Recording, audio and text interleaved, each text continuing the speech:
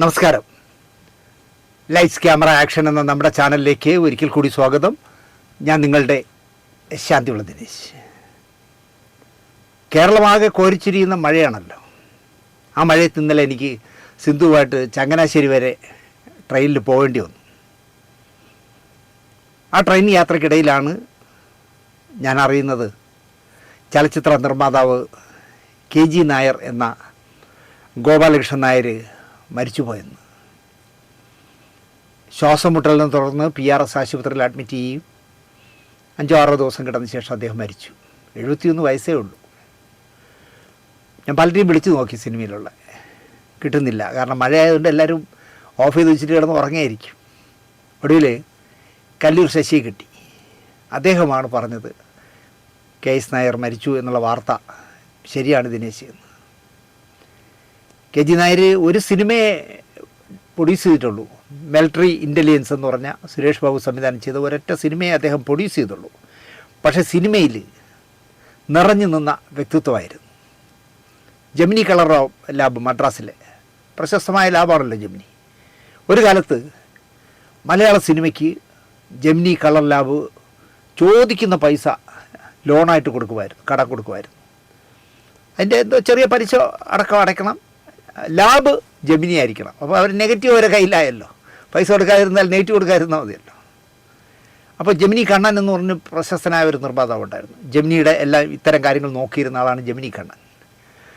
ആ ജെമിനി കണ്ണൻ്റെ ചുമതലകൾ കേരളത്തിൽ വഹിച്ചിരുന്നത് KG നായരായിരുന്നു. പൈസ വേണ്ടവരൊക്കെ ഗോപാലകൃഷ്ണൻ നായരെ കാണും. അദ്ദേഹം എന്താ പറയുക, റബ്ബർ ചെയ്താലേ പണം കിട്ടുകയുള്ളായിരുന്നു.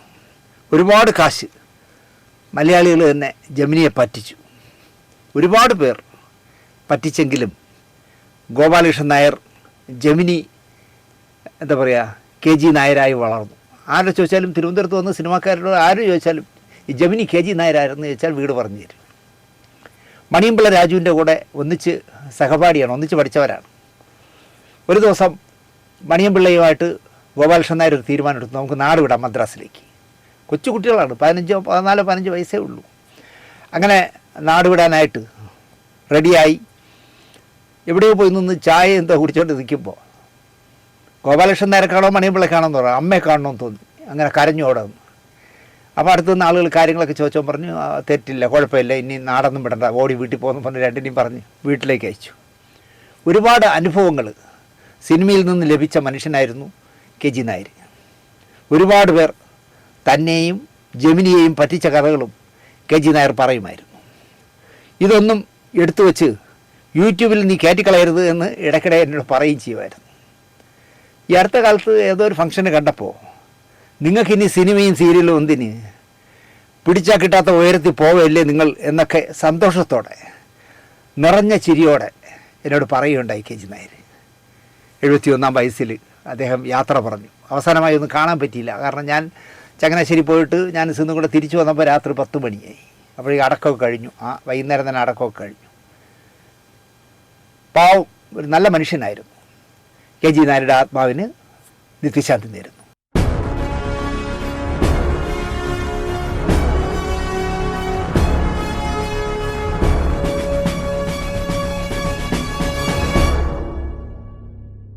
നമസ്കാരം. സിനിമ വാരഫലത്തിൻ്റെ പുതിയൊരു ലക്കത്തിലേക്ക് എല്ലാവർക്കും സ്വാഗതം. സിനിമ വാരഫലം ഒരുപാട് പേർക്ക് ഇഷ്ടപ്പെടുന്നുണ്ട് എന്ന് അത് കാണുന്നവരുടെ എണ്ണം നോക്കുമ്പോഴും അറിയാം. എന്നെ വിളിച്ച് അഭിപ്രായങ്ങൾ പറയുന്നതിൽ നിന്നും അറിയാം. പലരും പറയുന്ന ഒരാൾ, ഇപ്പോൾ നമ്മൾ പറയുന്ന ഒരു 5 കഥ പറയുകയാണെങ്കിൽ അതിലൊരു കഥ ഒരാൾക്ക് ഇഷ്ടമായിരിക്കും, അദ്ദേഹം വിളിക്കും, അതിൽ ആ കഥ നന്നായി കേട്ടോ. വേറൊരാൾ വിളിച്ചിട്ട് പറയും അതിൽ മറ്റേ കഥ ഉണ്ടല്ലോ അത് നന്നായി. അപ്പോൾ നമ്മൾ 4-5 വ്യത്യസ്തമായ കഴിഞ്ഞ ആഴ്ച നടന്ന അനുഭവങ്ങൾ പറയുമ്പോൾ പലർക്കും പലതിനെയാണ് ഇഷ്ടം. അപ്പോൾ അതിൽ നിന്ന് തന്നെ മനസ്സിലാക്കാം ആ പ്രോഗ്രാം വിജയമാണെന്ന്. അപ്പോൾ ഞാൻ പറയും, നിങ്ങൾ കേൾക്കണമെന്ന മൈക്കും ഫോണും ചിന്താഗതിക്കാരാണ് എന്താ പറയുക പലരും. ഞാൻ അങ്ങോട്ട് പറയും, നിങ്ങൾ ഇങ്ങോട്ട് പറയണ്ട, നിങ്ങൾ ഫോണായിട്ട് അവിടെ ഇരുന്നാൽ മതി, ഞാൻ മൈക്ക് എന്ന് വിചാരിച്ചോളൂ എന്നെ എന്ന് പറയും. പക്ഷേ ഞാൻ ആ ചിന്താഗതിക്കാരനല്ല. ഞാനൊരു സ്റ്റോറി ചെയ്യുന്നതിന് മുമ്പ് പലവട്ടം ആലോചിക്കും, ഇത് പറയണോ, ഇത് പറയാനുള്ളതുണ്ടോ ഇതിൽ എന്നൊക്കെ ആലോചിക്കും. അല്ലെങ്കിൽ ഇത് വേണ്ട എന്ന് പറഞ്ഞാൽ ഒരു 100 കഥ ഞാൻ മാറ്റി വെച്ചിട്ടുണ്ട്. എനിക്ക് കിട്ടുന്ന വിവരങ്ങൾ ക്രോസ് ചെക്ക് ചെയ്യാതെ ഒരു കഥയും ഞാൻ പറഞ്ഞിട്ടില്ല, പറയില്ല. എനിക്ക് ആരെന്ത് പറഞ്ഞു തന്നാലും ശരി, അത് ശരിയാണോ എന്ന് ഞാൻ അന്വേഷിക്കാതെ ഞാൻ പറയില്ല. അതുകൊണ്ടാണ് ലൈറ്റ്സ് ക്യാമറയിൽ വരുന്ന ഏത് വിഷയവും ഞാൻ പറഞ്ഞത് തെറ്റാണ്, കളവാണ് എന്ന് തെളിയിച്ചാൽ ഞാൻ ഈ ചാനൽ തന്നെ നിർത്താമെന്ന് എന്നോട് പരാതി പറയുന്നവരുടെയൊക്കെ ഉറപ്പ് പറയുന്നത്. നിങ്ങൾ തെറ്റാണെങ്കിൽ പറ, ഞാൻ ശരിയാണ് ഞാൻ പറഞ്ഞതെന്ന് ഞാൻ തെളിയിക്കാം എന്ന് പറയാറുണ്ട്. നമ്മളല്ലാതെ മറ്റാരെങ്കിലും ഇവിടെ വീരശൂര പരാക്രമികൾ ഉണ്ടല്ലോ. നമ്മൾ മാത്രമല്ലല്ലോ ഇവിടെ യൂട്യൂബ് നടത്തുന്നത്. ആ പരാക്രമികളിൽ ആരെങ്കിലും ഒരാൾ എന്തെങ്കിലും അഭിപ്രായം പറയാനായി സ്വന്തം ഫോൺ നമ്പർ കൊടുക്കാനുള്ള ധൈര്യവും കാണിക്കാത്തത് അതുകൊണ്ടാണ്. കാരണം നട്ടാ കുരുക്കാത്ത കള്ളം. നസീർ സാർ മദ്യപിച്ച് മതോന്മത്തനായി നടന്ന് മരിച്ചുപോയി എന്ന് പറഞ്ഞ തെമ്മാടി കൂട്ടങ്ങളുള്ള നാടാണല്ലോ. അവർക്കൊന്നും ഫോൺ നമ്പർ കൊടുക്കാവില്ല, കാരണം ഫോണിൽ കൂടെ കൊന്നുകളയും. പക്ഷെ നമ്മളുടെ എന്താ എൻ്റെ 2 ഫോൺ നമ്പറും കൊടുത്തിരിക്കുന്നത്? നിങ്ങൾക്ക് പറയാനുള്ള പറ, ഞാൻ അതിൻ്റെ ക്ലിയർ തിരിച്ച് മറുപടി പറഞ്ഞു തരാം എന്ന് എനിക്ക് നല്ല ധൈര്യമുള്ളതുകൊണ്ടാണ് ലൈറ്റ്സ് ക്യാമറ ആക്ഷനിൽ തന്നെ എൻ്റെ 2 ഫോൺ നമ്പറും കൊടുത്തിരിക്കുന്നത്. ഫോൺ നമ്പർ കൊടുക്കാനുള്ള ധൈര്യം വേറെ ഒരാളും കാണിക്കുന്നില്ല എന്നുള്ളത് തന്നെയാണ് എൻ്റെ ഐഡൻറ്റിറ്റിയുടെ തെളിവ് എന്ന് ഞാൻ പറയും. ലൈറ്റ്സ് ക്യാമറ ആക്ഷനിൽ ആദ്യ സ്റ്റോറി തന്നെ ഞാൻ എൻ്റെ 2 നമ്പറും കൊടുത്തു. പക്ഷം പിടിക്കാതെ സത്യം മാത്രം പറയുന്നത് കൊണ്ട് തന്നെയാണ് ഞാനത് കൊടുത്തത്. ഇനിയിപ്പോൾ പഞ്ചസാര എന്ന് എഴുതിയിട്ട് മധുരമുള്ളതെന്ന് എഴുതേണ്ട കാര്യമില്ലല്ലോ. നമ്മൾ സത്യസന്ധമായ ഒരു കാര്യം പറയും, അല്ലെങ്കിൽ ഹൈപ്പ് കിട്ടാൻ വേണ്ടി എന്തെങ്കിലും കള്ളക്കഥ പറയുന്ന പരിപാടി ലൈറ്റ്സ് ക്യാമറ ആക്ഷനിലില്ല. 700ഓളം കഥകൾ നമ്മൾ ചെയ്തിട്ടുണ്ട്. ഇതിൽ ഈ കഥ തെറ്റാണ് എന്ന് ഒരാൾ പറയട്ടെ, ഞാൻ തിരുത്തി കൊടുക്കാം, അല്ലെങ്കിൽ ഞാൻ തെളിയിച്ചു കൊടുക്കാം. നിങ്ങൾ പറയുന്നതിൽ കുറേ ശരിയുണ്ട്. ചിലർ എന്നെ വിളിക്കുമ്പോൾ പറയുന്നതാണ്. അങ്ങനെ പറയുന്ന അല്ലെങ്കിൽ അങ്ങനെ വിളിച്ച് എന്നോട് സംസാരിക്കുന്ന ചിലർ പറയുമ്പോൾ എനിക്ക് പ്രയാസം തോന്നും. കാരണം കുറേ ശരിയല്ല മാഷേ, 100% ശരികൾ മാത്രമേ ലൈറ്റ്സ് ക്യാമറ ആക്ഷനിൽ പറയൂ. നിങ്ങൾ പക്ഷം പിടിക്കുന്നതിനാലാണ് കുറേ ശരികൾ എന്ന് പറയേണ്ടി വരുന്നത് എന്ന് ഞാൻ തിരിച്ച് ഉത്തരവും പറയാറുണ്ട്. കുറേ ശരിയും കുറച്ച് തെറ്റും ചേർത്ത് പറയുന്നതും തെറ്റാണ് എന്ന് വിശ്വസിക്കുന്ന അല്ലെങ്കിൽ അങ്ങനെ കരുതുന്ന ഒരാളാണ് ഞാൻ. കാണുന്നവർക്കറിയാമല്ലോ, നമ്മൾ കൊടുക്കുന്ന സ്റ്റോറികളിൽ ഏതൊരാളിൻ്റെയും നല്ലതും ചീത്തയും പറയും. അല്ലാതെ ഒരാളിനെ ചീത്ത പറയുക, ഒരാളെ പൊക്കി പറയുക, അങ്ങനെ പക്ഷം പിടിക്കുന്ന ഒരു കഥയും നമ്മൾ ഇതുവരെ പറഞ്ഞിട്ടില്ല. എൻ്റെ പേരിൽ 2 മാനനഷ്ട കേസുകൾ ഫയൽ ചെയ്തിട്ടും ബി ഉണ്ണികൃഷ്ണനെ കുറിച്ച് നല്ലത് ഈ അടുത്ത കാലത്ത് നല്ലത് എന്തെല്ലാം എത്രയോ പ്രാവശ്യം ഞാൻ പറഞ്ഞു. ഉണ്ണി ചെയ്ത തെറ്റുകളും അതിനുശേഷവും പറഞ്ഞിട്ടുണ്ട്. എത്ര കേസ് കൊടുത്താലും ഉണ്ണിയുടെ ഭാഗത്തു നിന്ന് തെറ്റായ നടപടികൾ വന്നാൽ ഇനിയും പറയും. കാരണം ബി ഉണ്ണികൃഷ്ണൻ എന്ന എൻ്റെ പഴയ സുഹൃത്ത് ഫെഫ്ക എന്ന് പറഞ്ഞ സിനിമാ സംഘടനയുടെ ജനറൽ സെക്രട്ടറിയാണ്. ആ പോസ്റ്റിൽ ഇരിക്കുമ്പോൾ അദ്ദേഹം എന്തെങ്കിലും തെറ്റ് കാണിച്ചാൽ തെറ്റെന്ന് പറയും. ആ പോസ്റ്റിൽ ഇരുന്നുകൊണ്ട് അദ്ദേഹം നല്ലത് ചെയ്താൽ നല്ലതെന്ന് പറയും. കള്ളപ്പരാതി കൊടുത്ത് നമ്മുടെ ചാനലിൻ്റെ നോട്ടിഫിക്കേഷൻ പോകുന്നത് തടഞ്ഞു. ഇപ്പോൾ നോട്ടിഫിക്കേഷൻ ആർക്കും പോകാറില്ല. ഷാദുള്ളതിൻ്റെ ശരി അല്ലെങ്കിൽ ലൈറ്റ്സ് ക്യാമറ ആക്ഷനെ അന്വേഷിച്ച് പോകണം. വേറെ വല്ലവരാണെങ്കിൽ നിർത്തിപ്പോയെന്നെ. പക്ഷേ ഞാൻ നിർത്തിപ്പോകുന്നില്ല. നോട്ടിഫിക്കേഷനെ നിങ്ങൾക്ക് തടയാൻ കഴിയൂ. പക്ഷേ ലൈറ്റ്സ് ക്യാമറ കാണേണ്ടവർ അത് എന്താ പറയുക, പത്തായത്തിൽ നെല്ലുണ്ടെങ്കിൽ പാലക്കാട്ട് നിന്ന് എലി വരും എന്ന് പറഞ്ഞതുപോലെ നമ്മുടെ ചാനൽ തപ്പിയെടുത്ത് കണ്ടിരിക്കും എന്നത് എനിക്ക് ഉറപ്പാണ്. ലൈറ്റ്സ് ക്യാമറ ആക്ഷൻ ബുധനാഴ്ചയും ഞായറാഴ്ചയും കാണണമെന്നുള്ളവർ കണ്ടിരിക്കും. അതിന് നോട്ടിഫിക്കേഷൻ്റെ പോലും ആവശ്യമില്ല. ഇപ്പോൾ ടിനി ടോം പ്രേം നസീറിനെ പറ്റി പറഞ്ഞ ഇല്ലാ കഥകളെപ്പറ്റി പറഞ്ഞ സ്റ്റോറി ഒരു ദിവസം കൊണ്ട് 42,000 പേർ കണ്ടു എന്നുള്ളത് നോട്ടിഫിക്കേഷൻ ഇല്ലെങ്കിലും നമ്മുടെ സ്റ്റോറി കാണാൻ ആളെ കിട്ടും എന്നുള്ളതിന് തെളിവാണ്. ഇത് മമ്മൂട്ടി, മോഹൻലാൽ, സുരേഷ് ഗോപി തുടങ്ങിയവരെ കുറിച്ചും നമ്മൾ അനുവർത്തിക്കുന്ന ഒരു കാര്യമാണ്. നല്ലത് ചെയ്താൽ, നല്ലത് പറഞ്ഞാൽ അത് നല്ലത്, മോശം ചെയ്താൽ, മോശം പറഞ്ഞാൽ മോശം തന്നെയാണ്. ഇത് തന്നെയാണ് ആരെക്കുറിച്ചും എനിക്ക് പറയാനുള്ളത്. ഞാൻ ഇത്രയും ആമുഖമായി പറയാൻ കാര്യം എന്തെന്ന് ചോദിച്ചാൽ, ഉണ്ണി മുകുന്ദനെ ഞാൻ സ്ഥിരമായി വിമർശിക്കുന്നു എന്നാണ് ഒരു കാനഡക്കാരൻ്റെ പരാതി. അയാൾ ഉണ്ണി മുകുന്ദൻ എനിക്ക് ഡേറ്റ് തരാത്തതിൻ്റെ ചുരുക്കാണ് എന്ന് കാനഡയിൽ നിന്ന് ഒരു വിവരദോഷിയായ ഒരു ചെറുക്കൻ, അവൻ്റെ ഫോട്ടോ എന്നിലുണ്ട്, ഞാൻ ഇതിൽ കൊടുക്കുന്നില്ല. കാരണം പണ്ട് വൈക്കം മുഹമ്മദ് ബഷീർ മാംഗോസ്റ്റിൻ മരത്തിൻ്റെ താഴെ ഇരുന്ന് ഗ്രാമഫോണിൽ പാട്ട് കേട്ടിങ്ങനെ ആസ്വദിച്ചിരിക്കുമ്പോൾ മുന്നിൽ കൂടെ ഒരു കുറുനരി നടന്നുപോയി. പെട്ടെന്ന് അങ്ങനെ ഒരു വടിയോ വല്ലോ അടുത്തുണ്ടോ നോക്കുമ്പം അന്ന് കിട്ടിയ ഒരു താമ്രപത്രം അടുത്തിരിക്കുകയായിരുന്നു. അതെടുത്ത് എറിഞ്ഞു കൊടുത്തു. അപ്പോൾ വൈക്കം മുഹമ്മദ് ബഷീർ പറയുന്നത് ആ കുറുക്കൻ കരുതിയെന്ന് അതിന് കൊടുത്തതാണ് ഈ താമ്രപത്രം എന്ന്. അതുപോലെ ഈ ചെറുക്കൻ്റെ ഫോട്ടോ ഞാൻ ഇട്ടാൽ അവൻ അതൊരു ക്രെഡിറ്റായിട്ട് ചിലപ്പോൾ കൊണ്ടു നടക്കും. അതുകൊണ്ടാണ് ഞാൻ ആ ഫോട്ടോ ഇടാത്തത്. എന്ത് കൂളായിട്ട് പറയുന്നു എന്ന് ആലോചിച്ച് നോക്കൂ. ഉണ്ണി മുകുന്ദൻ എനിക്ക് ഡേറ്റ് തരാത്തത് കൊണ്ടാണ് ഞാൻ ഉണ്ണി മുകുന്ദനെ വിമർശിക്കുന്നത് എന്നാണ് ഈ വിവരദോഷി പറയുന്നത്. എനിക്ക് മെസ്സേജ് ഇട്ടതാണ്. സഹികെട്ട് ഒരുപാട് മെസ്സേജുകളായപ്പോൾ ഞാൻ അവനെ അങ്ങ് ബ്ലോക്ക് ചെയ്തു. ഉണ്ണി മുകുന്ദൻ എനിക്ക് ഡേറ്റ് തന്നില്ല എന്നതല്ല എൻ്റെ പരാതി. കഥ പറയാൻ വരാൻ പറഞ്ഞ് ഞാൻ പോയി എറണാകുളത്ത് ചെന്ന് ഇടപ്പള്ളി ചെന്ന് അവൻ്റെ വീട്ടിൽ ചെന്ന് ഒരു വീടിൻ്റെ മേളിലത്തെ തെളിവ് വാടകയ്ക്ക് താമസിക്കുക. അവിടെ ചെന്ന് കഥ പറയുന്നു. കഥ കേട്ട ഉണ്ണി മുകുന്ദൻ എന്നോട് ഇങ്ങോട്ട് പറയാതെ തന്നെ വിശദമായി കഥ കേട്ട ശേഷം ഡേറ്റ് നമുക്ക് സംസാരിക്കാം, ഞാൻ തിരക്കഥ എഴുതുന്ന ആളുകൾ 2 പേരാണ്, അവരെ ഇങ്ങോട്ട് അയക്കാമെന്ന് പറഞ്ഞ് സ്നേഹത്തോടെയാണ് ഞങ്ങൾ പിരിഞ്ഞത്, കൈ കൊടുത്ത് പിരിഞ്ഞത്. അല്ലാതെ കഥ കേട്ട് ഇഷ്ടപ്പെടാതെ അല്ല. ഞാൻ പറഞ്ഞു വിശദമായി പറയാൻ ആ തിരക്കഥാകൃത്തുക്കൾ 2 ചെറുപ്പക്കാരാണ്, അവരെ ഞാൻ ഇങ്ങോട്ട് അയക്കാമെന്ന് പറഞ്ഞു. അണ്ടർലൈനിട്ട് കേട്ടോളൂ, മലപ്പുറത്തുള്ള 2 മുസ്ലിം, ഞാൻ മതം തന്നെ പറയുകയാണ്, അത് പിന്നെ പറയാം എന്താണെന്ന്, മുസ്ലിം യുവാക്കളാണ് ആ തിരക്കഥ എഴുതുന്നത്. ഞാൻ അവരെ കഥ പറയാൻ അയച്ചു എറണാകുളത്തേക്ക്. അവർ കഥ പറയുന്നു. മടങ്ങാൻ നേരം ഉണ്ണി മുകുന്ദൻ എന്ന് പറഞ്ഞ മഹാൻ പറയുകയാണ്, പക്ഷേ അന്ന് ഉണ്ണി മുകുന്ദൻ ഇന്നത്തെ പോലെ വളർന്നിട്ടൊന്നുമില്ല, പ്രശസ്തനല്ല, സാറ്റലൈറ്റ് വാല്യൂ അങ്ങനെ ഒന്നും വന്നിട്ടില്ല, തുടക്കകാലമാണ്. അയാൾ എന്താ ഉണ്ണി മുകുന്ദൻ ഫിലിം കമ്പനിയോ ഒന്നും ഉണ്ടാക്കിയിട്ടില്ല, ഒരു പടവും ഐഡൻറ്റിറ്റി വെളിപ്പെടുത്തുന്ന രീതിയിൽ വിജയിച്ചിട്ടുമില്ല.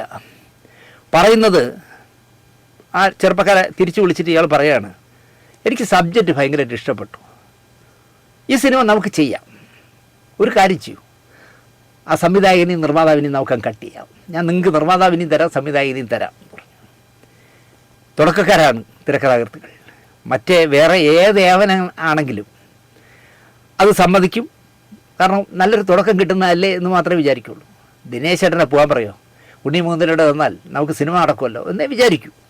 പക്ഷേ ആ മുസ്ലിം സഹോദരങ്ങൾ പറഞ്ഞത്, ഈ കഥ ഞങ്ങൾ ദിനേശ് ചേട്ടന് വേണ്ടി ഉണ്ടാക്കിയതാണ്, അദ്ദേഹത്തിൻ്റെ കാശിൽ റൂമെടുത്ത് തന്ന് ഞങ്ങളെ കൊണ്ട് എഴുതിച്ചതാണ്, ഈ കഥ ഞങ്ങൾ മറ്റാർക്കും കൊടുക്കില്ല, വേറെ കഥ ഏതെങ്കിലും വേണമെങ്കിൽ പറയാം, ഞങ്ങളിൽ ഒരുപാട് കഥകളുണ്ട് എന്ന് പറഞ്ഞ് അവരിറങ്ങിപ്പോന്നു. വേറെ സിനിമയിൽ ആരും ചെയ്യില്ല ഇങ്ങനെ, അതൊരു തുടക്കക്കാർ 2 പേര്. അവർ എന്നെ വിളിച്ച് കാര്യം പറഞ്ഞു, എനിക്ക് പരാതിയില്ല, നിങ്ങൾക്കൊരു തുടക്കം കിട്ടുന്നതല്ലേ, കഥ കൊടുത്തോളാൻ ഞാൻ പറഞ്ഞിട്ടും അവർ കൊടുത്തില്ല എന്നുള്ളതാണ് ആ ചെറുപ്പക്കാരുടെ തന്തയ്ക്ക് പറഞ്ഞ 2 പിള്ളേരാണെന്ന് പറയാം. ഞാനിതേപ്പറ്റി ഉണ്ണി സാറിനെ വിളിച്ചിട്ട്, ഉണ്ണി മുകുന്ദൻ സാറിനെ വിളിച്ചിട്ട് വയറ് നിറയെ പറഞ്ഞ് സംഭവം അവസാനിപ്പിച്ചു. 8-10 വർഷം മുമ്പ് നടന്ന ഈ അനുഭവം നമ്മുടെ ചാനൽ തുടങ്ങിയ സമയം ഞാൻ ആ കഥ പറഞ്ഞു എന്നുള്ളതല്ലാതെ ഞാനത് മനസ്സിൽ വാശിയായി കൊണ്ടു നടക്കുന്ന ആളെ അല്ല. കാരണം എനിക്ക് അങ്ങനെ വാശിയൊന്നും മനസ്സിൽ കൊണ്ടു നടക്കാവില്ല, ഒരാളിനോട് ദേഷ്യം കൊണ്ടു നടക്കാൻ പറ്റില്ല, അങ്ങനെയൊന്നും നിറയ്ക്കാവുന്ന ഒരു തലയല്ല ഇത്. ഉണ്ണി മുകുന്ദൻ്റെ രക്തത്തിൽ ഇത്തരം തരികിട പരിപാടികളുണ്ടെന്ന് വർഷങ്ങൾക്ക് മുമ്പ് ഞാൻ അറിഞ്ഞു എന്നല്ലാതെ, അതായത് അവൻ്റെ തുടക്കകാലത്താണല്ലോ ഞാൻ ഈ കഥ പറയാൻ ചെന്നത്. അപ്പോൾ എന്നെ മാറ്റിയിട്ട് വേറെ സംവിധായകനും വേറെ നിർമ്മാതാവിനും തരുമെന്ന് പറയുന്ന ഒരാൾ സ്ട്രൈറ്റ് അല്ല. അപ്പോൾ അന്നേ ഈ ഉണ്ണി മുകുന്ദന് തരികിട സ്വഭാവമുണ്ട് എന്ന് ഞാൻ അറിഞ്ഞതാണ്. ഞാൻ ശത്രുവായി ഉണ്ണി മുകുന്ദനെ കൊണ്ടു നടക്കുന്ന ആളുമല്ല. കാറ്റും മഴയും എന്ന് പറഞ്ഞ പടത്തിൻ്റെ പ്രിവ്യൂവിന് വന്നപ്പോൾ ഉണ്ണി മുകുന്ദനോട് ഞാൻ സംസാരിക്കുകയും ചെയ്തു ഫിലിം ഫെസ്റ്റിവൽ സമയത്ത്. മാളികപ്പുറം റിലീസായപ്പോൾ പടം കണ്ടിട്ട് ഉണ്ണി മുകുന്ദൻ ആ ചിത്രത്തിൽ നന്നായി അഭിനയിച്ചതിനെ പറ്റി ഞാൻ പറഞ്ഞത്, ഈ കാനഡയിലുള്ള ഈ പി ചെറുക്കൻ കണ്ടിരിക്കാൻ വഴിയില്ല. അവൻ ചോദിക്കുന്നത്, ഉണ്ണി മുകുന്ദൻ കേസുകളിൽ പെടുന്നതിന് നിങ്ങൾക്കെന്താ എന്നാണ് ചോദിക്കുന്നത്. മനസ്സിലായില്ലേ? ചിലപ്പോൾ ഒരു സംഖ്യയായിരിക്കാം, അല്ലെങ്കിൽ ഉണ്ണി മുകുന്ദൻ്റെ ബന്ധുവായിരിക്കാം, എന്താണെന്നുണ്ടോ അവൻ അടിച്ചു ചോദിക്കണം. എന്നോട് ഉണ്ണി മുകുന്ദൻ കേസുകളിൽ പെടുന്നത് നിങ്ങൾക്കെന്ത്, നിങ്ങൾക്ക് ബാക്കി കേസുകളിൽ വരുന്ന അവരെ പറ്റിയൊക്കെ പറഞ്ഞാൽ പോരെ എന്നാണ്. ഉണ്ണി മുകുന്ദൻ എന്തൊരു കൊമ്പുണ്ടോ, നിങ്ങൾക്കെന്ത് യോഗ്യത ഉണ്ണി മുകുന്ദനെ വിമർശിക്കാൻ, നിങ്ങൾ പോക്സോ കേസിലെ പ്രതിയല്ലേ എന്നാണ് അവൻ ചോദിച്ചത്. എന്നെ പോക്സോ കേസിൽ പ്രതിയാക്കിയത് പുറത്ത് പറഞ്ഞതുപോലും വേറെ ആരുമല്ല, കമൽ പോലും പറഞ്ഞിട്ടില്ല, ഞാനാണ് പറഞ്ഞത് നമ്മുടെ ചാനലിലൂടെ. ഞാനിത് ആദ്യമായി പോക്സോ കേസിലെ പ്രതിയായിരിക്കുന്നുവെന്ന്. ഞാനൊരു പെൺകുഞ്ഞിനെയോ അല്ലെങ്കിൽ മുതുമുത്തശ്ശിയെയോ കയറി പിടിച്ചതിനല്ല പോക്സോ കേസിലെ പ്രതിപ്പട്ടികയിൽ വന്നത്. ഞാനൊരു മീട്ടു കേസിലും പെട്ടിട്ടല്ല ഞാൻ പോക്സോ കേസിലെ പ്രതിയായത്. നിനക്ക് ഞാൻ നായികാവേഷം തരാം, എൻ്റെ കൂടെ പടം തുടങ്ങുന്നതുവരെ എൻ്റെ കൂടെ ഉണ്ടായിരുന്നാൽ നിനക്ക് നായികാവേഷം തരാമെന്ന് പറഞ്ഞ് ഒരു പെൺകുട്ടിയെ പീഡിപ്പിച്ച് വിട്ട പോക്സോ കേസിലെ പ്രതിയുമല്ല ഞാൻ. അത് ഈ കാണ്ടക്കാരൻ ചെറുക്കൻ അറിയില്ല എന്നാണ് എനിക്ക് തോന്നുന്നത്. പേര് പോലും അറിയാത്ത എവിടെ താമസമെന്നറിയാത്ത, പ്രായമറിയാത്ത, അച്ഛനമ്മമാരുടെ പേരറിയാത്ത ഒരു പെൺകുട്ടിക്ക് എൻ്റെ താമസ സ്ഥലത്തിൻ്റെ കൃത്യമായ, ഞാൻ വാടകയ്ക്ക് താമസിക്കുന്ന വീടിൻ്റെ കൃത്യമായ വിലാസം നൽകി കള്ളക്കേസ് കൊടുപ്പിച്ചതാണ്. കുറ്റം എന്താണ്? ഒരു ചാനലിൽ സിനിമയിൽ നടന്ന കൊള്ളരുതായ്മകളെപ്പറ്റി ഞാൻ പറഞ്ഞതിനാണ് കേസ്, പോക്സോ കേസ്.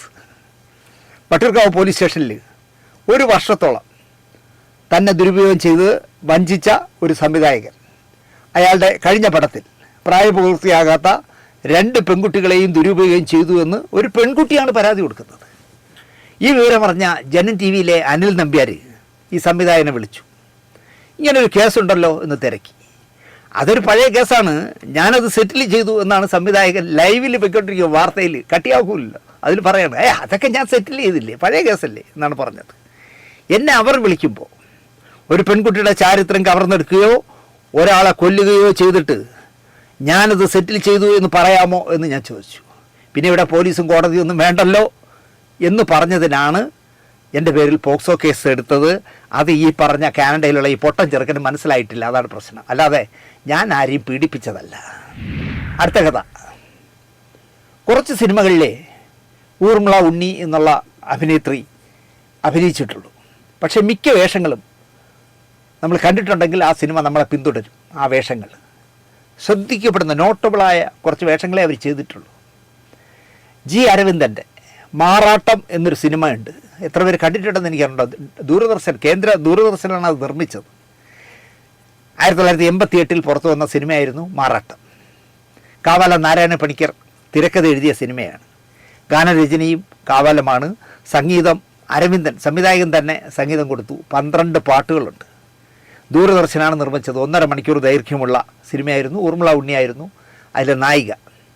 കലാമണ്ഡലം കേശവനും സദനം കൃഷ്ണൻകുട്ടിയും അടക്കം മാറാട്ടത്തിൽ കഥകളിക്കാരും എന്താ പറയുക, കാവാലത്തിൻ്റെ നാടക ട്രൂപ്പിലുള്ളവരൊക്കെയാണ് ബാക്കി കഥാപാത്രങ്ങൾ ചെയ്തത്.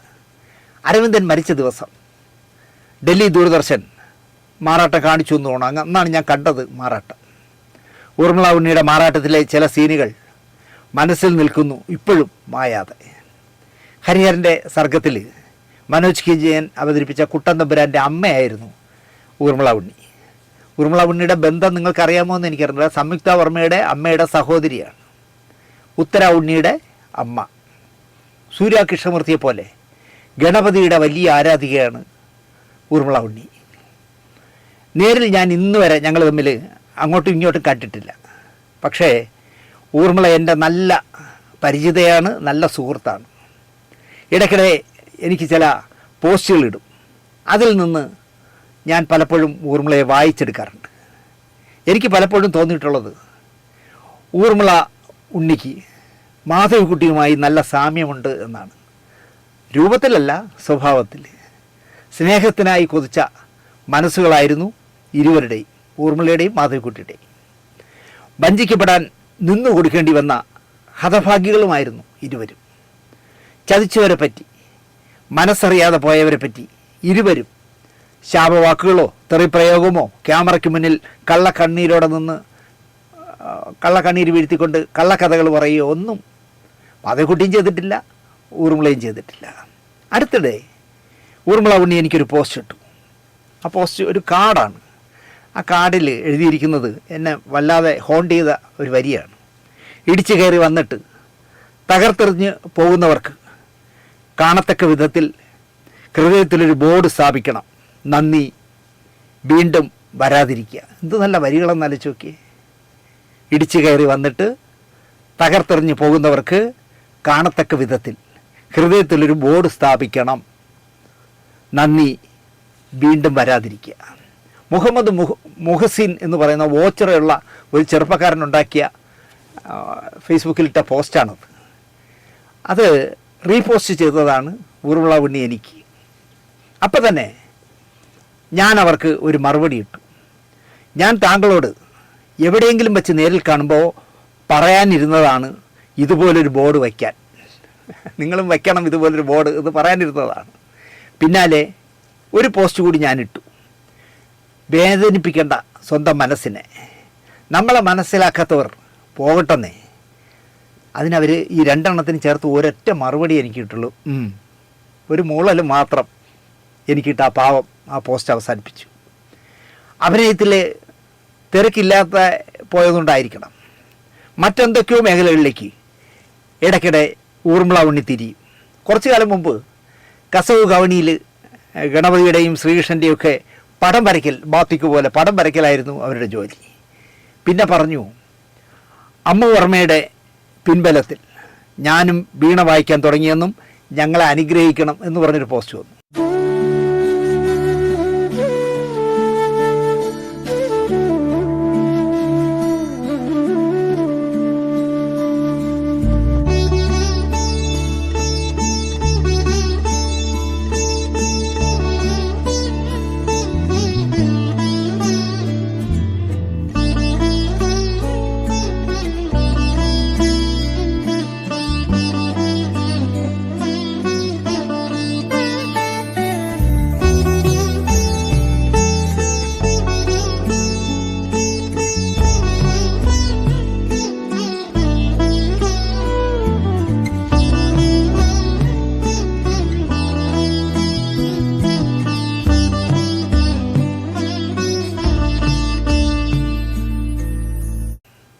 അവസാനം പറഞ്ഞത്, പ്രകൃതി ചേരുവകൾ ചേർത്ത് പരമ്പരാഗതമായി പഠിച്ച് ഒരു സുഗന്ധ തൈലം ഉണ്ടാക്കുന്നു, നന്നായി മാർക്കറ്റ് ചെയ്യാനുള്ള ശ്രമം തുടങ്ങിയിരിക്കുന്നുവെന്ന് അവരെന്നോട് പറഞ്ഞു. ഊർമിള ഉണ്ണിയുടെ ആ തൈലത്തിൻ്റെ പേര് വശ്യഗന്ധി എന്നാണ്. പെർഫ്യൂമാണ്. എന്തെല്ലാം സെറ്റപ്പാണ് കയ്യിലുള്ളത് എന്ന് വശ്യഗന്ധിയുടെ വീഡിയോ കണ്ടിട്ട് ഞാൻ എഴുതി. ഏതൊക്കെ സെറ്റപ്പുകളാണ് എന്നുള്ള രീതിയിൽ എഴുതി. ഇപ്പോൾ വർക്കൊന്നും ചെയ്യാത്തത് കൊണ്ട് ഇത് മാത്രമേ ഉള്ളൂ, ദൈവം സഹായിച്ച് നന്നായി പോകുന്നു എന്നായിരുന്നു മറുപടി. വർക്കുണ്ടെങ്കിലും ഇങ്ങനെ ആയിരിക്കണം ഓരോ സ്ത്രീകളും അഭിമാനിക്കണം എന്ന് ഞാൻ തിരിച്ചെഴുതി. കാരണം അല്ലാതെ വീട്ടിൽ പരദൂഷണം പറഞ്ഞിരിക്കലല്ല ചെയ്യേണ്ടത്. ഇതുപോലെ എന്തെങ്കിലും ഒരു പ്രോഡക്റ്റ്, എന്തെങ്കിലും കാര്യങ്ങളൊക്കെ ചെയ്തുകൊണ്ടേ ഇരിക്കണം എന്ന് ഞാൻ മറുപടി എഴുതി. ഇക്കഴിഞ്ഞ ജൂലൈ 5-ാം തീയതി എന്നെ തേടി വീണ്ടും ഒരു വീഡിയോ വന്നു. വേൾഡ് പെർഫ്യൂം ഡേ ആയിരുന്നു, അന്ന് ലോകത്തെ മണപ്പിക്കുന്ന ദിവസമായിരുന്നു. വേൾഡ് പെർഫ്യൂം ഡേയിൽ എൻ്റെ വശ്യഗന്ധി എന്ന് പറഞ്ഞ തൈലം സുരേഷ് ഗോപിക്ക് നൽകി ഉദ്ഘാടനം ചെയ്തു എന്നാണ് ആ വീഡിയോയിലുള്ളത്.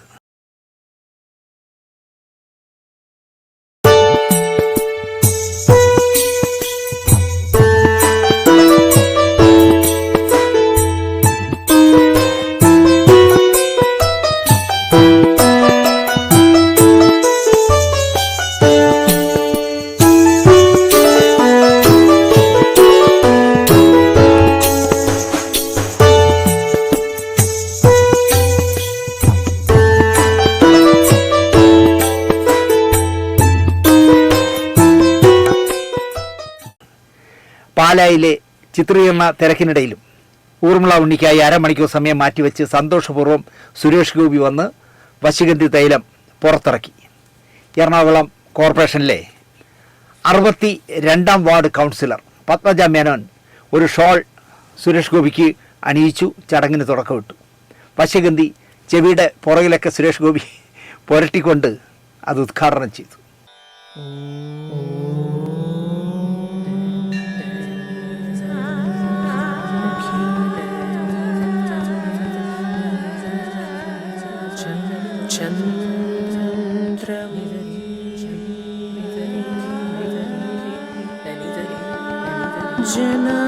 ജനാവശ്യം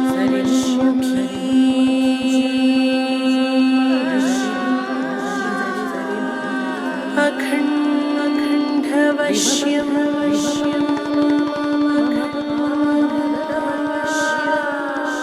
നമോ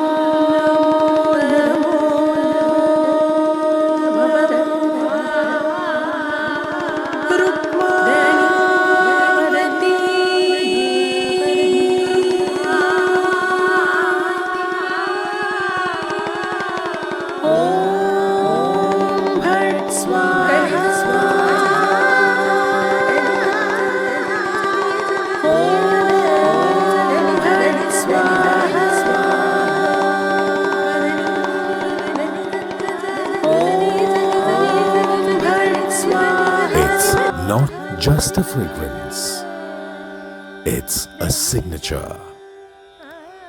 ഊർമിള 19 വശ്യഗന്ധി തൈല.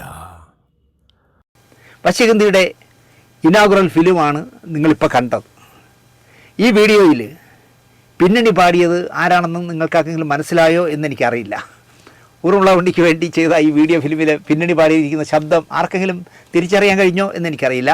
അത് ഡബ്ബിംഗ് ആർട്ടിസ്റ്റ് സാക്ഷാൽ ഭാഗ്യലക്ഷ്മിയാണ് പാടിയിരിക്കുന്നത്. ഉത്തര ഉണ്ണിയാണ് എഡിറ്ററും സംവിധാനവും. വശ്യഗന്ധി ഉണ്ടായതിൻ്റെ കഥയും എനിക്ക് അയച്ചു തന്നു ഊർമിള. അതും ഞാൻ ഇതിൽ പോസ്റ്റ് ചെയ്യാം. ഇതിൽ കാണിക്കുന്ന ഫോൺ നമ്പറിൽ ബന്ധപ്പെട്ടാൽ വശ്യഗന്ധി നിങ്ങളെ തേടി വരും. ഈ വശ്യഗന്ധിയുടെ പടമോ കാർഡോ എന്തോ എനിക്ക് അയച്ചതുപോലെ തന്നെ അമ്മയുടെ പെൺമക്കൾ എന്ന് പറഞ്ഞ ആ ഗ്രൂപ്പിൽ പോസ്റ്റ് ചെയ്തു ഊർമിള. പരസ്യം തൂക്കിയെടുത്ത് പുറത്തിട്ടതും വിവാദമായതും ഊർമിള ഉണ്ണി ആ ഗ്രൂപ്പിൽ നിന്ന് പുറത്തു പോയതും ഒക്കെ വിവാദമായെന്ന് കഴിഞ്ഞ അമ്മയെക്കുറിച്ചുള്ള ഇലക്ഷനിൽ ഞാൻ പറഞ്ഞല്ലോ. അതോടുകൂടി അമ്മയുടെ പെൺമക്കൾ എന്ന് പറഞ്ഞ ഗ്രൂപ്പും പൂട്ടിയ കഥയൊക്കെ ഞാൻ പറഞ്ഞു. അടുത്ത രസകരമായ ഒരു കഥയാണ്. കടുവയെ കിടുവ പിടിച്ച ഒരു കഥയാണ് ഇനി അടുത്ത് പറയാനുള്ളത്. Janaki versus state of Kerala എന്ന സുരേഷ് ഗോപി സിനിമയെ സെൻസർ ബോർഡ് വിചിത്രമായ ഒരു കാര്യം പറഞ്ഞ് സർട്ടിഫിക്കറ്റ് കൊടുക്കാതെ 1 മാസത്തോളം തടഞ്ഞു വച്ചല്ലോ. മര്യാദരാമൻ ശ്രീരാമൻ്റെ ഭാര്യ സീതയുടെ പര്യായമായ ജാനകിയുടെ പേര് ചിത്രത്തിന് ഉപയോഗിക്കാൻ പാടില്ല എന്നാണ് സെൻസർ ബോർഡ് കോടതിയിൽ പറഞ്ഞത്. ജഡ്ജി നഗരേഷ് പോലും സെൻസർ ബോർഡിൻ്റെ ഈ അളിഞ്ഞ ന്യായവാദം കേട്ട് ഉത്തരം മുട്ടിയിരിക്കാം. രഞ്ജി പണിക്കർ പറഞ്ഞതുപോലെ ഇനി കഥാപാത്രങ്ങൾക്ക് നമ്പർ ഇടേണ്ട സ്ഥിതി പോലും വരാം.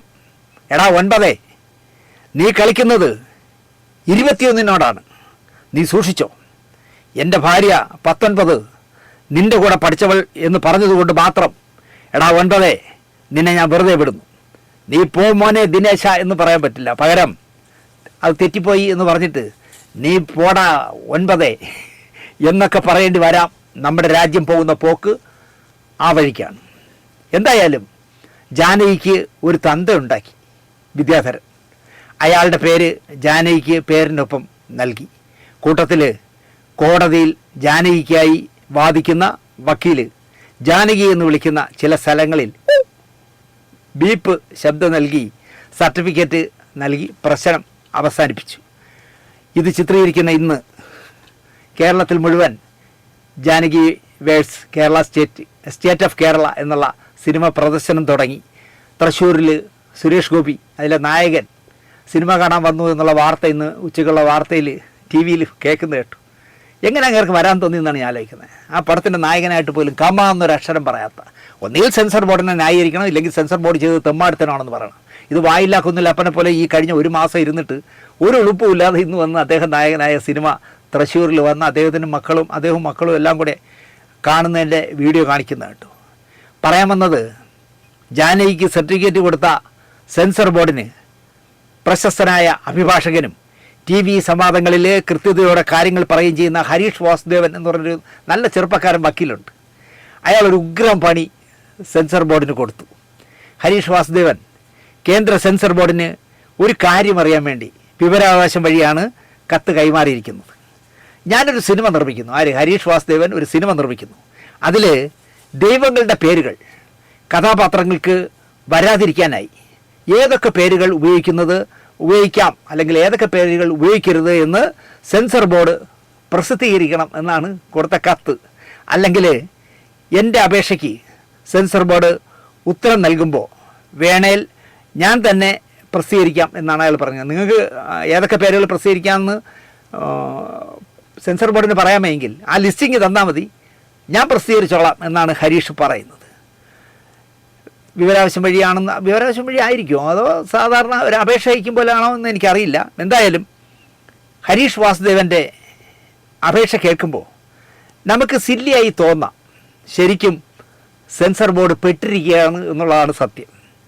ഹരീഷ് വാസുദേവ് എന്ന് സിനിമയിൽ ഉപയോഗിക്കാമോ? ഹരീഷ് വാസുദേവ് എന്ന് ഉപയോഗിച്ചാൽ വാസുദേവൻ എന്നതിൽ കിടക്കുന്നുണ്ട് പ്രശ്നമാവാം. വാസുദേവൻ ശ്രീകൃഷ്ണൻ്റെ അപ്പനല്ലേ. അപ്പോൾ വി ഹരീഷ് എന്നോ ഹരീഷ് വി എന്നോ ഇടേണ്ടി വരും. നായികയുടെ പേര് ശ്രീദേവി എന്നാവുമ്പോൾ ശരിക്കും പറഞ്ഞാൽ പെട്ടുപോകും ഇന്നത്തെ അവസ്ഥയിൽ. അതുകൊണ്ട് സെൻസർ ബോർഡ് കൈവശമുള്ള പട്ടികയിലുള്ള ആൺ പെൺ ദൈവങ്ങളുടെ പട്ടിക തരേണ്ടതാണ് എന്നാണ് ഹരീഷ് വാസുദേവ് പറഞ്ഞിരിക്കുന്നത്. തുടങ്ങാനിരിക്കുന്ന തൻ്റെ സിനിമയിലെ കഥാപാത്രങ്ങൾക്ക് പേരിടുമ്പോൾ ജാഗ്രത പുലർത്താനാണ് ഈ വിവരം തേടുന്നതെന്ന കാര്യവും അപേക്ഷയിൽ വ്യക്തമാക്കിയിട്ടുണ്ട്. തൻ്റെ സിനിമയിൽ ലൈംഗിക ആക്രമണത്തിന് വിധേയയാകുന്ന സ്ത്രീ കഥാപാത്രത്തിന് ഉചിതമായ പേര് തിരഞ്ഞെടുക്കേണ്ടതുണ്ട്. കൂടാതെ അക്രമം കാണിക്കുന്ന വില്ലൻ കഥാപാത്രത്തിന് ഇടേണ്ട പേരും തീരുമാനിക്കണം. മതവികാരത്തിന് എതിരാകാതെയും നിയമപ്രശ്നങ്ങൾ ഉണ്ടാകാതെയും ഇവ ചെയ്യാൻ ഉദ്ദേശിച്ചാണ് ഈ വിവരങ്ങൾ തേടുന്നതെന്നും അപേക്ഷ പറഞ്ഞിട്ടുണ്ട്. ബഹുമാനപ്പെട്ട സെൻസർ ബോർഡേ, ഈ അക്രമത്തിനിരയാകുന്ന പെൺകുട്ടിക്കും അവളെ പീഡിപ്പിക്കുന്ന പുരുഷനും ഒക്കെ ഓരോ പേരിടണം. അപ്പോൾ വിവാദമാവാത്ത പേരുകൾ ഇങ്ങോട്ട് തരൂ. ഈ ദൈവങ്ങളൊക്കെ പേരുകളിട്ടാൽ പ്രശ്നമില്ല, മറ്റേ ദൈവങ്ങളുടെ പേരിട്ടാൽ പ്രശ്നമാവും എന്നുള്ള ലിസ്റ്റ് തരൂ എന്നാണ് ഹരീഷ് വാസുദേവൻ പറഞ്ഞിരിക്കുന്നത്. ജാനകി വേഴ്സ് സ്റ്റേറ്റ് ഓഫ് കേരളയ്ക്ക് 96 കട്ടുകളാണ് ആദ്യം സെൻസർ ബോർഡ് പറഞ്ഞത്. പിന്നെ അത് ജാനകി വിദ്യാധരൻ എന്നോ ജാനകി വി എന്നോ മാറ്റുക ടൈറ്റിൽ. ഒരു സ്ഥലത്ത് അവരെ ബീപ്പ് ശബ്ദം ഇട്ടാൽ പ്രശ്നം അവസാനിപ്പിക്കാമെന്നാണ് പറഞ്ഞത്. നിർമ്മാതാക്കൾ പാവം ടൈറ്റിൽ മാറ്റി ജാനകി വി വേഴ്സ് കേരള അല്ല സ്റ്റേറ്റ് ഓഫ് കേരള എന്നാക്കി. അതുപോലെ ഈ പറഞ്ഞ സ്ഥലത്ത് അവർ പറഞ്ഞ സ്ഥലത്തെല്ലാം ഇട്ടു. സെൻസർ ബോർഡിനെ കൂവിയതാണോ എന്ന് എനിക്കറിയില്ല. ഇവിടെയാണ് ഹരീഷ് വാസുദേവൻ്റെ അപേക്ഷയുടെ പ്രസക്തി നമുക്ക് മനസ്സിലാവുന്നത്. 33 കോടി ദൈവങ്ങളുള്ള ഹിന്ദു സമുദായത്തിലെ ദൈവങ്ങളിൽ പ്രശസ്തരായവരുടെ പേരുകൾ ഇതൊക്കെയാണ് കൊടുക്കരുതെന്ന് പറഞ്ഞാലും സെൻസർ ആഫീസ് പൂട്ടും. കാരണം ഇത്രയും ദൈവങ്ങളുടെ കൊടുക്കണ്ട എന്ന് പറഞ്ഞാലും എത്ര ദൈവങ്ങളുടെ പേര് കൊടുക്കാതിരിക്കും, ആലോചിച്ച് നോക്കി. അങ്ങനെ ഹരീഷ് വാസുദേവ് സെൻസർ ബോർഡിന് അപേക്ഷ കൊടുത്തിരിക്കുകയാണ്. എന്താവും ഉത്തരമെന്ന് വരും ദിവസങ്ങളിൽ അറിയാം. ഇനി ഒരു കഥ കൂടി പറഞ്ഞത് അവസാനിപ്പിക്കാം. തെറ്റുപറ്റുക സ്വാഭാവികമാണ്. അത് തിരിച്ചറിയുമ്പോൾ തിരുത്തുമെന്നവനാണ് മനുഷ്യൻ. തെറ്റുപറ്റാത്ത എനിക്ക് ജീവിതത്തിൽ തെറ്റൊന്നും പറ്റിയിട്ടില്ല എന്ന് പറയുന്നുവെങ്കിൽ അതൊന്നിൽ ജനിച്ചു വീഴുന്ന കൊച്ചു പിഞ്ചു കുഞ്ഞായിരിക്കണം, വർത്തമാനം പറയാൻ തുടങ്ങാത്ത. അല്ല എങ്കിൽ ശ്വാസം നിലച്ചു പോയ ഡെഡ് ബോഡി ആയിരിക്കണം. അല്ലാതെ എല്ലാവർക്കും തെറ്റുപറ്റുമെന്ന പക്ഷക്കാരനാണ് ഞാൻ. തെറ്റുപറ്റിയാലും ഞാനതിൽ ഉറച്ചു നിൽക്കുന്നു എന്നൊക്കെ പറയുന്നവർ മരമണ്ടന്മാരാണ് എന്നാണ് എൻ്റെ പക്ഷം. വീട്ടിലായാലും പരിചിതരോട് ആയാലും പെട്ടെന്ന് ചൂടാകുന്ന ആളാണ് ഞാൻ. പറഞ്ഞതെല്ലാം കൂടിപ്പോയെന്നോ അല്ലെങ്കിൽ അവർ പറഞ്ഞതിൽ ന്യായമുണ്ടെന്നോ എനിക്ക് തോന്നിയാൽ ഞാൻ ഉടനെ അവരോട് സോറി പറയും. അത് ആരോടായാലും, വീട്ടിൽ മോനോടായാലും ഭാര്യയോടായാലും എൻ്റെ പരിചയക്കാരോടായാലും. ഇപ്പോൾ ഫോണിൽ വിളിച്ച് സംസാരിച്ച് തെറ്റിയാൽ പോലും ഞാൻ പിറ്റേ ദിവസം രാവിലെ ആകുമ്പോൾ ഒരുപാട് ആലോചിച്ച ശേഷം വിളിച്ചിട്ട് പറയും ഇന്നലെ പറഞ്ഞത് കാര്യമാക്കണ്ട കേട്ടോ എന്ന് പറയും. സൈബർ സെല്ലിൽ ജീവിതത്തിൽ ആദ്യമായിട്ട് സൈബർ സെല്ലിൻ്റെ പോലീസ് സ്റ്റേഷനിൽ കയറുകയാണ് ഞാൻ. തൈക്കാട് മൊഴി കൊടുക്കാനായി ആദ്യമായി ചെന്ന ദിവസം ഒരു വനിതാ പോലീസ് ഉദ്യോഗസ്ഥയാണ് എൻ്റെ മൊഴി കുറിക്കുന്നത്. ഞങ്ങൾ രണ്ടുപേരും മാത്രം ഒരു മുറിയിൽ. അവർ മൊഴി എടുക്കും മുമ്പ് എന്നോട് പറഞ്ഞു, എന്തിനാ ആ സ്ത്രീയോട് വഴക്കിടാൻ പോകുന്നത്? ആ സമയം താങ്കൾക്ക് രസകരമായ ഒരു സ്റ്റോറി കണ്ടെത്താനായി ഉപയോഗിക്കാമായിരുന്നു. അവർ മുഖ്യമന്ത്രിക്ക് കൊടുത്ത പരാതി അന്വേഷിക്കാനായി ഞാൻ കൂടിയാണ് ഇന്നലെ അവരുടെ ഫ്ലാറ്റിൽ പോയത്. നിങ്ങളുടെ പേരെഴുതി വച്ചിട്ട് അവർ ആത്മഹത്യ ചെയ്തിരുന്നെങ്കിൽ ഒരാഴ്ചയെങ്കിലും നിങ്ങൾ ലോക്കപ്പിൽ കിടക്കുമായിരുന്നു. അവർ അതും എഴുതും, അതിനപ്പുറവും എഴുതും. അതെന്നെ കുരുക്കാനാണ്. ഒരു ചുക്കും അവർ ചെയ്യില്ല. താങ്കൾക്ക് അവരെ അറിയാഞ്ഞിട്ടാണ്. ഞാൻ നന്നായി അവരെ പഠിച്ചിട്ടുണ്ട് എന്നൊക്കെ മറുപടി പറഞ്ഞ് മൊഴിയും കൊടുത്തിട്ട് ഞാനിങ്ങ് പോന്നു. പുറത്തിറങ്ങിയ ഞാൻ വല്ലാണ്ടായി എന്നുള്ളതാണ് സത്യം. ഒരു സ്ത്രീയെയും അപമര്യാദയായി പെരുമാറാത്ത എൻ്റെ പേരിൽ ഒരു സ്ത്രീ കൊണ്ടുവന്ന ആത്മഹത്യാ ഭീഷണിയുമായി എൻ്റെ പാർട്ടി നേതാവിന് പിണറായി വിജയന് പരാതി കൊടുത്തിരിക്കുന്നു. ജീവിതത്തിൽ ആദ്യമായിട്ടാണ്. ഒരു സ്ത്രീയെ കൊണ്ട് ഞാൻ അതുവരെയും ഇച്ചുപോന്ന് പറയിച്ചിട്ടില്ല. അപ്പോൾ എൻ്റെ പേരിൽ ഇയാളൊരു ശല്യക്കാരനാണ്, ഇയാളെ ശല്യം കൊണ്ട് ഞാൻ ആത്മഹത്യ എന്നൊക്കെ ഒരു ആത്മഹത്യാ ഭീഷണി ഒരു മുഖ്യമന്ത്രിക്ക് കൊടുക്കുക എന്ന് പറഞ്ഞാൽ അദ്ദേഹം അപ്പം തന്നെ എടുത്ത് സൈബർ വിങ്ങിന് കൈമാറുകയാണ് ചെയ്തത്. ആരുമാരുമില്ലാത്ത എന്നെ ദിനേശനൊരു പെങ്ങളായി കാണാൻ കഴിയില്ലേ എന്ന് ഒരു ഫിലിം ഫെസ്റ്റിവൽ കാലത്ത് ഉച്ചയ്ക്ക് ആഹാരം കഴിക്കാൻ ജോസ് തോമസ് അടക്കം ഞങ്ങളൊരു ടീം നടന്നു പോകുമ്പോൾ ഏറ്റവും പുറകിൽ നടന്ന എൻ്റെ കൂടെ നടന്നുകൊണ്ട് ഈ സ്ത്രീ ചോദിച്ചിട്ടുണ്ട്. അതേ സ്ത്രീ തന്നെ. അന്നു മുതൽ ഞാൻ അവരെ സഹോദരിയായിട്ടാണ് കണ്ടിട്ടുള്ളത്. സത്യം പറയുകയാണ്. അവരെന്നോട് ചോദിച്ചതാണ്. ആരും ഇല്ല ദിനേശ്. ദിനേശ് എന്താണ് എന്നോട് സംസാരിക്കാതെ അകന്ന് നടക്കുന്നത്? എന്നൊരു സഹോദരിയായി ദിനേശിന് കാണാൻ പറ്റില്ലേ എന്ന് ചോദിച്ച ആ നിമിഷം മുതൽ അവരെൻ്റെ സഹോദരിയായിരുന്നു. അതേ സ്ത്രീ തന്നെ സ്ത്രീകൾക്ക് ഞാനൊരു പൊതുശല്യം എന്ന കണക്ക് മുഖ്യമന്ത്രിക്ക് ആത്മഹത്യാ ഭീഷണി നൽകിയിരിക്കുന്നു. ഞാൻ വല്ലാതെ ചെറുതാകുന്നത് പോലെ എനിക്ക് എന്നെക്കുറിച്ച് തോന്നി. എനിക്ക് തന്നെ തോന്നി സ്വയം, ഞാൻ ഇങ്ങനൊരു മോശക്കാരനായോ എന്ന് തോന്നി. രാത്രി വീട്ടിലെത്തുമ്പോൾ ഡ്രസ്സ് മാറുന്നതിന് മുമ്പ് സിന്ധുവിനോട് ഫോണിലൊരു വീഡിയോ ചിത്രീകരിക്കാൻ പറഞ്ഞു. ഞാൻ എൻ്റെ ഭാഗം പറഞ്ഞു. ഒരു പെണ്ണിൻ്റെയും കണ്ണ് നിറയുന്നത് കാണേണ്ടി വരരുതെന്ന് ആഗ്രഹിക്കുന്ന ഞാൻ കാരണം ഒരു പെണ്ണ് ആത്മഹത്യാ ഭീഷണി മുഖ്യമന്ത്രിയോട് രേഖാമൂലം പറഞ്ഞിരിക്കുന്നു. ഇനി അത് പാടില്ല. ഞാൻ കാരണം നിങ്ങൾ ആത്മഹത്യ ചെയ്യുകയൊന്നും വേണ്ട, ഞാനിനി നിങ്ങളെ ഒന്നും പറയില്ല, ക്ഷമിച്ചേക്ക് എന്ന് ഞാൻ ചിത്രീകരിച്ചു. എന്തു പറ്റിയെന്ന് സിന്ധുവിന് അപ്പോഴും മനസ്സിലായില്ല, ചോദിച്ചതുമില്ല. കാരണം ഞാൻ ടെൻഷനിലാണെന്ന് മനസ്സിലായി. എൻ്റെ മുഖത്തറിയാൻ പറ്റും. എനിക്ക് ദേഷ്യം വന്നാലും സങ്കടം വന്നാലും ഒരാളോട് ദേഷ്യം അറപ്പ് തോന്നിയാലും എൻ്റെ മുഖത്ത് നോക്കിയാൽ മതി, ഞാൻ അഭിനയിക്കില്ല. അത് സിന്ധുവിന് നന്നായിട്ട് അറിയാം. അതുകൊണ്ട് എന്തു പറ്റിയെന്ന് സിന്ധു എന്നോട് ചോദിച്ചില്ല. ഞാനത് ആ വീഡിയോ അവർക്ക് അയച്ചു കൊടുത്തു. എനിക്ക് തോന്നുന്നു ഞാൻ നമ്മുടെ ലൈഫ് ക്യാമറ ആക്ഷനിൽ ഇട്ടു എന്ന് എനിക്ക് തോന്നുന്നു. അല്ലെങ്കിൽ എൻ്റെ സുഹൃത്തുക്കൾക്കെല്ലാം ഞാൻ അയച്ചു കൊടുത്തു എന്ന് തോന്നുന്നു. നമ്മുടെ മീശ താണിരുന്നാലും കുഴപ്പമില്ല, അവർക്ക് സമാധാനം കിട്ടട്ടെ എന്ന് മാത്രമേ ഞാൻ ചിന്തിച്ചുള്ളൂ. ദിനേശൻ ഇത്രയേ ഉള്ളൂ പേടിത്തുറി എന്നൊക്കെ ആരൊക്കെയോ ആ വീഡിയോ വിറ്റ് കാശാക്കി.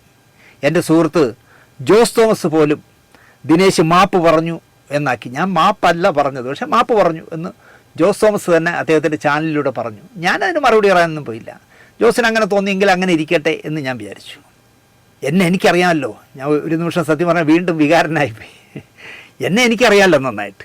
പിന്നെയും പലതവണ ആ സ്ത്രീ എന്നെ ചൊറിഞ്ഞു, പലയിടത്തും ചൊറിഞ്ഞു. ഞാനൊരു മരണത്തിന് ഇടത്തേക്ക് ഇരിക്കുമ്പോൾ ഷോബി തിലേനെ ഇളക്കി പറഞ്ഞു, പറയടാ ഉടക്കടാ എന്നൊക്കെ പറഞ്ഞിട്ട് ഞാനൊന്നിനും പോയില്ല. എൻ്റെ വക്കീൽ എന്നോട് പറഞ്ഞു, സാർ ആ വീഡിയോ ഒക്കെ സൂക്ഷിച്ച് വെച്ചേക്കണേ, നമുക്കിത് കോടതിയിൽ വേണ്ടി വരും. ഈ സ്ത്രീയെ ക്രോസ് വിസ്താരം നടത്തുന്ന സമയത്ത് നമുക്കിത് കാണിച്ചു കൊടുത്തിട്ട് എന്താണ് ഇങ്ങനെ പറയാൻ കാര്യമെന്ന് ചോദിക്കാമെന്നൊക്കെ പറഞ്ഞു. ഞാൻ പോയി ചെയ്തിട്ടില്ല. അതുപോലെ തന്നെ ഞാനുമായിട്ട് ചങ്ങാത്തം കൂടുന്ന ആരെ കണ്ടാലും നിങ്ങൾ മറ്റേ ശാന്തിയുള്ള ദിനേശിൻ്റെ ആളല്ലേ എന്ന് ഇപ്പോഴും ചോദിക്കാറുണ്ട്.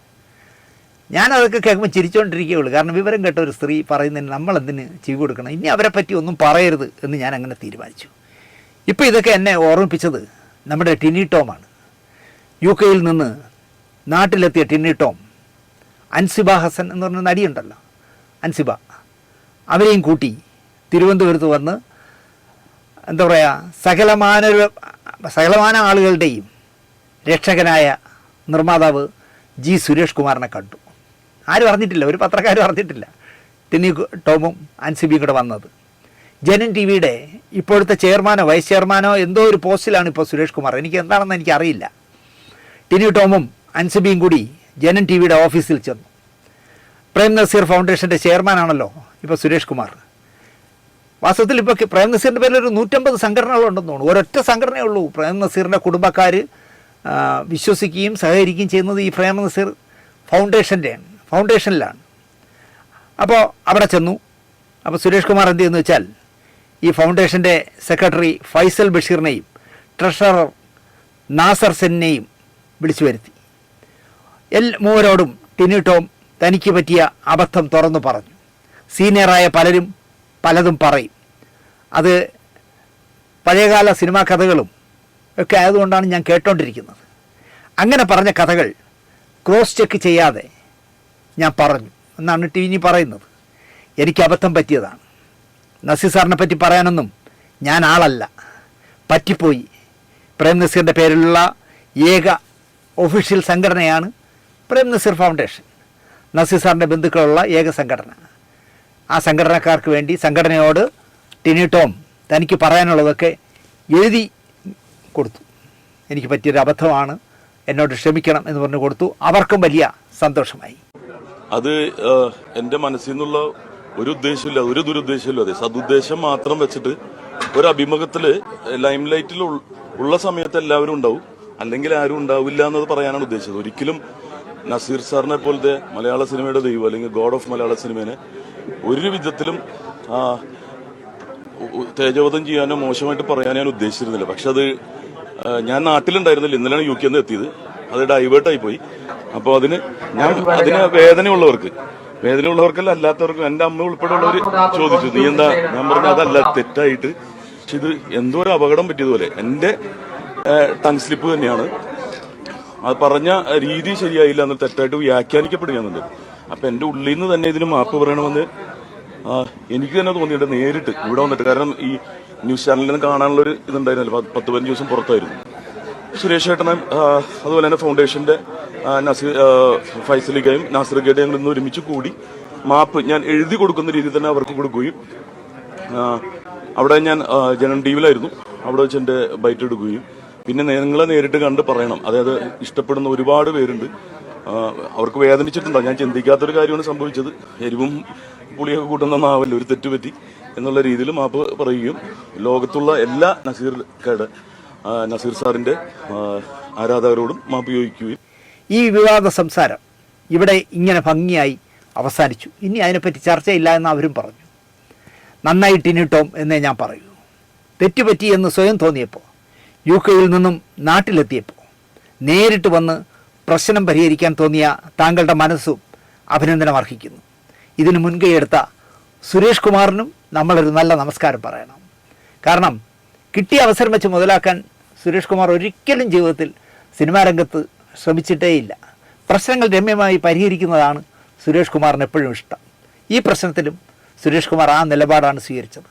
അദ്ദേഹത്തിൻ്റെ ബന്ധുക്കളെ വിളിച്ചു വരുത്തി ടിനി ടോമിന് പറയാനുള്ളതെല്ലാം പറയുകയും ഒരു അപ്പോളജി എഴുതി കൊടുക്കുകയും ചെയ്ത് ആ പ്രശ്നം അവസാനിപ്പിച്ചു. ഈ വിവരം അധികം പേര് അറിഞ്ഞിട്ടുണ്ടോ എന്ന് എനിക്കറിയില്ല. ഇനിയിപ്പോൾ നാളെയൊക്കെ യൂട്യൂബിലും വാട്സാപ്പിലും ഒക്കെ ചിലപ്പോൾ വരാം. എന്തായാലും ടിനി ടോം ചെയ്തത് അഭിനന്ദനീയമായ കാര്യമാണ്. അതിന് പ്രേരക ശക്തിയായി വന്ന അൻസുബിക്കും കൂടി ഒരു നല്ല നമസ്കാരം പറഞ്ഞുകൊണ്ട് ഈ കാര്യത്തിൽ മുൻകൈയെടുത്ത സുരേഷ് കുമാറിന് വീണ്ടും വീണ്ടും വീണ്ടും വീണ്ടും നന്ദി പറഞ്ഞുകൊണ്ട് ഈ ആഴ്ചത്തെ സിനിമാ വാരഫലം ഇവിടെ അവസാനിപ്പിക്കുന്നു. നന്ദി, നമസ്കാരം.